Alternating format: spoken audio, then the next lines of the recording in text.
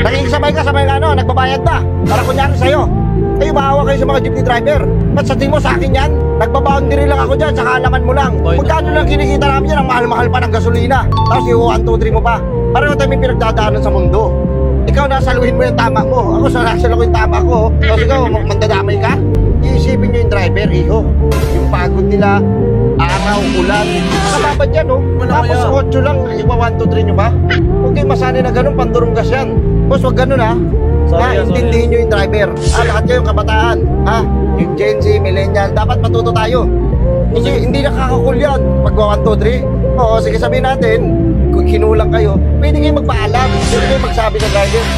Driver, pwede po bang wala po siya pamasahe. Yung matatanggap ko pa eh. Yung mapagbibigyan ko pa. Pakinggan mo ako yun, matatanggap ko pa eh. Yan, makikiusap yun, pwede sa akin. Tumatanggap ako ng gano'n, pero huwag naman palagi. Nakakabang. Nag-1, 2, 3 kayo, pupunin nyo ha. Maawa kayo ha. Hindi namin pinupulot yung pera.